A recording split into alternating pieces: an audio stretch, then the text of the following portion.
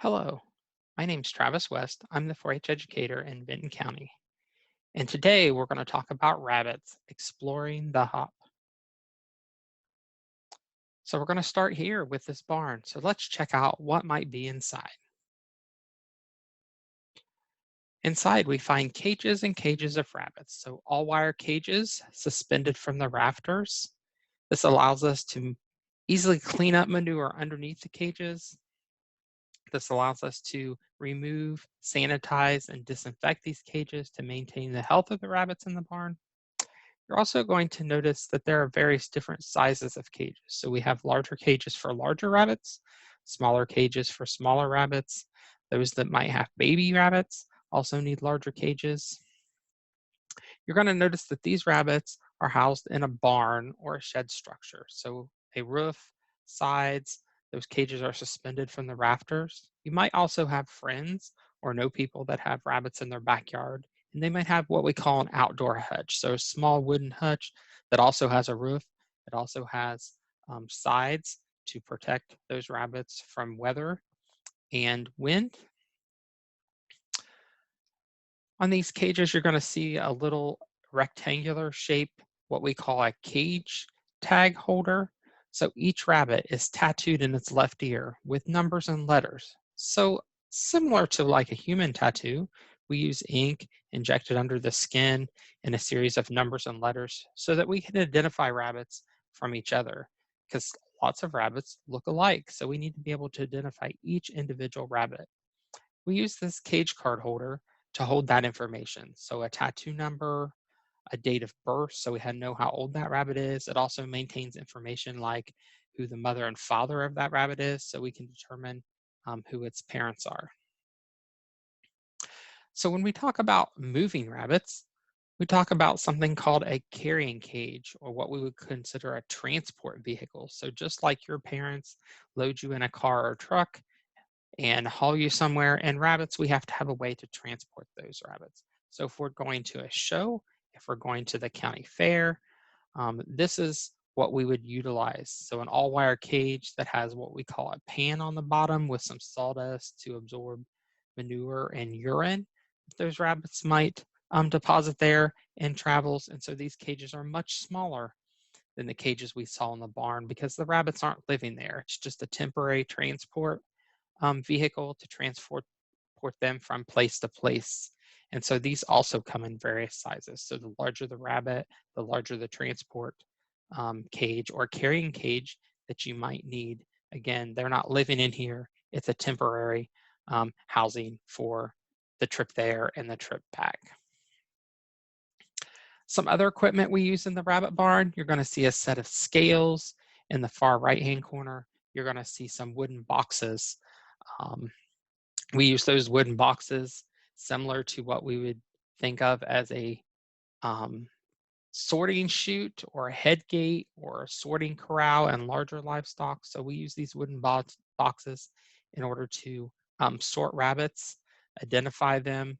You're also going to see carpeted, so rabbits don't like slick surfaces, so we want to maintain on top of those wooden boxes or the wooden table some carpet that rabbit can sit on. It makes them feel more secure and they're not sliding around. We also talk about feed and water, two very important parts of maintaining a healthy rabbit. So you're going to see the bowls that we saw, the different size bowls. You also see the blue J feeder. It's sort of J-shaped, which means we cut a hole in the side of the cage. We put feed in the outside of that feeder, and then the mouth part is inside the cage. So that's where the rabbit consumes the feed. When we talk about rabbit diets, the main part of the diet is a pelleted feed like you see here. Mainly alfalfa. It also includes some corn, some soybean meal, some vitamins and minerals to maintain the health of that rabbit. So most of the rabbit's diet is made up of a pelleted feed like this.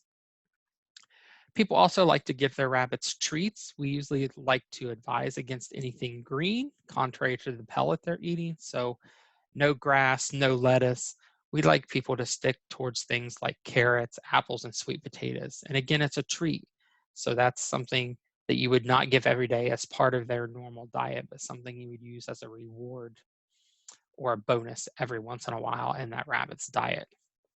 Water is also very important. So we talked about crocks or the bowl looking things in the previous video. You can also use water bottles. So at the end of this metal spout, there's a little metal ball that the rabbit uses its tongue to roll around that dispenses water from the plastic part of that water bottle into the rabbit's mouth. Again, a great option for watering rabbits.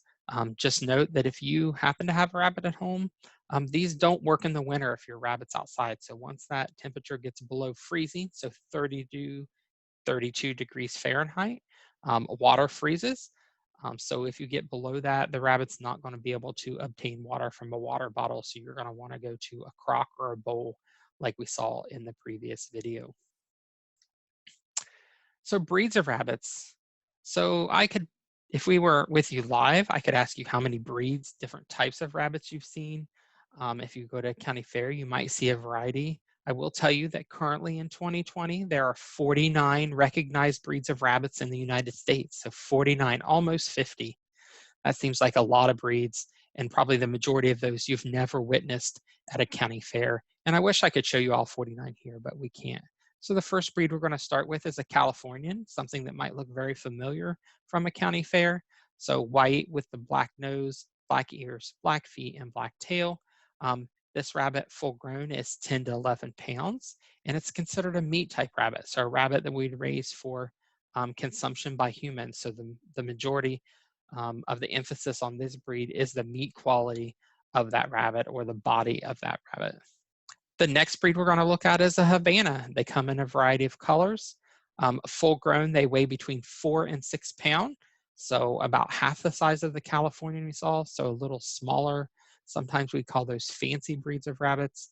By fancy, we mean that typically you raise those for showing and exhibition rather than something like wool or meat consumption. The next breed is a cream d'Argent. Again, a cream d'Argent. That name is French, where they originated in the country of France. This rabbit is unique in the fact that when they're born, their babies that they have are solid orange. And then as they get older, they gradually get more and more of that white ticking that gives them this silver look. Again, they get about 10 to 12 pounds full grown, so similar in size to a Californian. And they are also considered a meat type rabbit.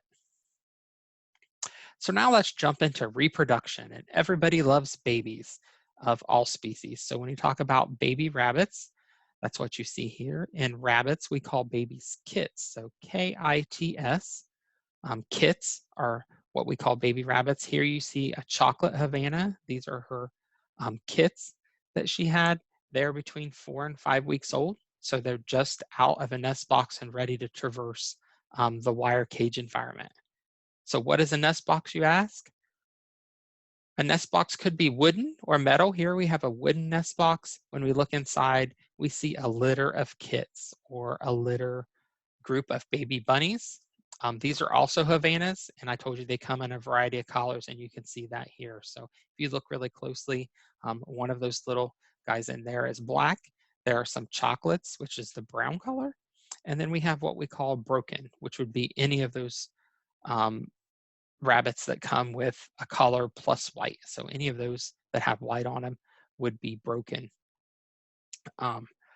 So we give a nest box to rabbits so that they have a place to make a nest. So the doe will actually pull fur from the underside of her body.